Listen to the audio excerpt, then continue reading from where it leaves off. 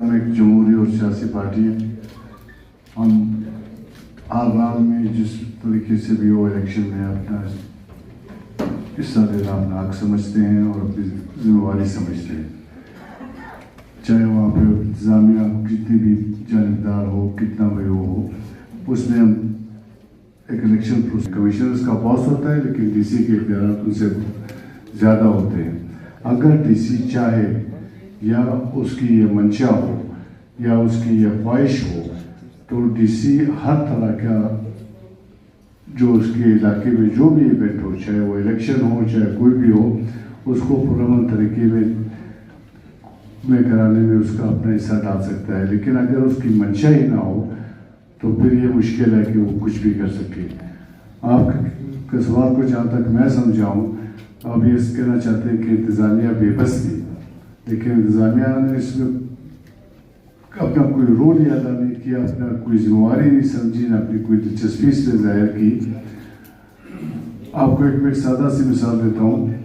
اسی polling station میں ہمارے جس پہ ذکر کیا کہ اس پہ قبضہ ہوا تھا, وہ ڈی سی آفس کے بہت قریب ہے, بہت ہی نزدیک ہے. اس کے بجائے کہ وہ وہاں پہ جاتے, وہ وہاں سے خاصی دور لاجپت کے پولنگ اسٹیشن پہ, جو سیدوں کے پولنگ اسٹیشن میں پرامن لوگ ہیں, وہاں پہ جا رہے تھے, یا نمازی پولنگ اسٹیشن پہ جا رہے تھے. جہاں ان کی رپورٹ ہوئی تھی, ہم رپورٹنگ کرتے رہے مسلسل کہ وہاں پہ جائے. وہاں پہ کسی نے نہ جانے کی زحمت کی, نہ کوئی معلومات کرنے کی کوشش کی.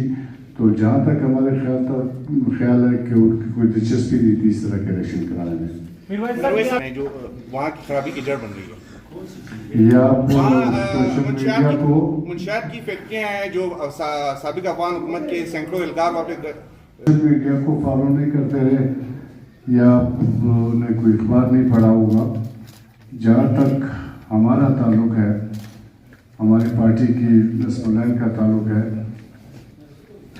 13 سے لے کر تقریباً 17 کے آدھے تک, 5 یا 6 مہینے تک ہماری حکومت رہی.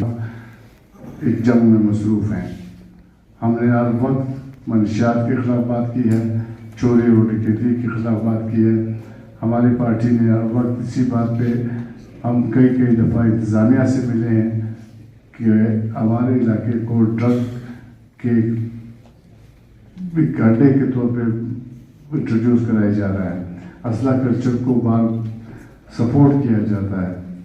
ہمیں اس دفعہ ووٹ, اگر آپ غور کریں, آپ الیکشن جو ووٹ کی ریٹنگ ہے اس کو آپ دیکھ لیں, اس دفعہ ہمیں ان علاقوں سے سب سے زیادہ ووٹ ملے جو جنگل فریزی کے قریب ہیں یا اس سے متاثر ہیں, اور ان لوگوں نے ووٹ دیے جو نظریاتی طور پہ ہمارے ساتھی نہیں تھے.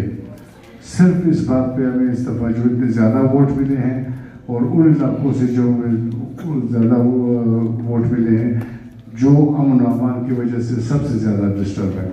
اور ان لوگوں نے الیکشن سے پہلے جب ان کے ساتھ ہمارے مذاکرات ہو رہے تھے, انہوں نے ہم سے نہ واٹر اسکیم مانگی ہے, انہوں نے ہمیں نہ فلڈ پروٹیکشن مانگی ہے, نہ نوکریاں مانگی ہیں جس طرح ہمارے علاقے میں عام رواج ہے.